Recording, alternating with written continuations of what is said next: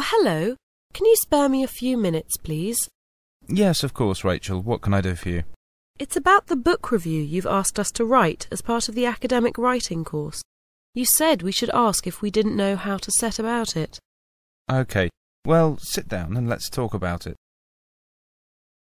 I presume you've chosen the book you want to write about? Yes. Good. Then have a look at this outline.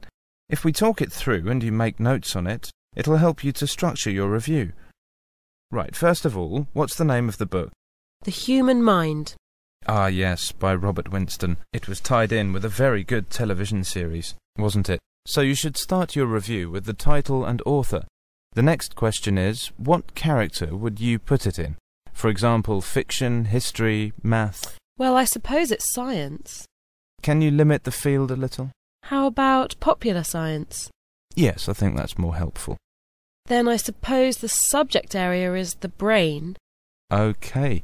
And it's important to mention the intended readership, because you can't judge how effective a book is without considering who it's meant for.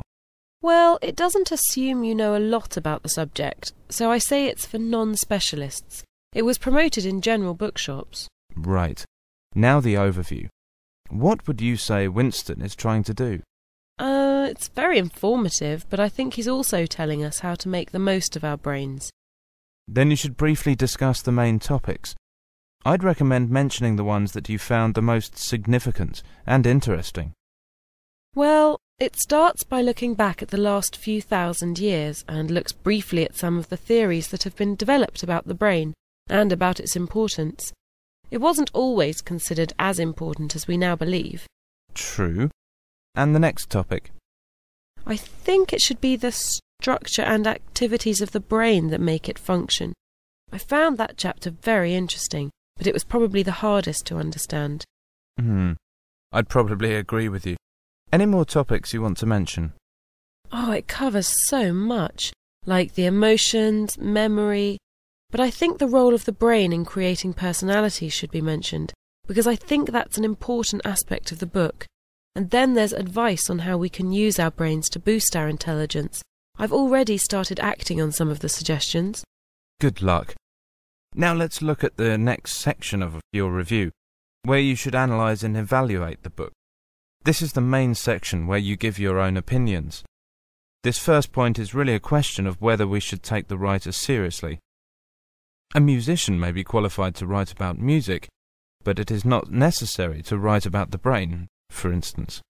Winston is a professor at the University of London, and he's done a lot of research in various medical fields, so he's very well qualified to write about this subject.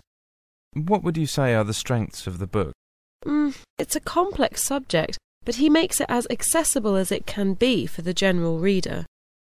That's partly because he illustrates his points with a lot of stories, both about well-known people, like Einstein, and from his own life. OK. Are there any other strengths you want to add? I was glad he included a word list to explain the meanings of medical terms, and I didn't find any weaknesses. Right. Then that brings us to the conclusion. How would you sum up your overall response to the book? Well, I found it fascinating. I think Winston is quite ambitious in the goal he's set himself, but he's succeeded in reaching it. Well, there you are. You've got the skeleton of your review. Keep that in front of you while you're reading it up, and it should be fine. Thank you very much. You're welcome.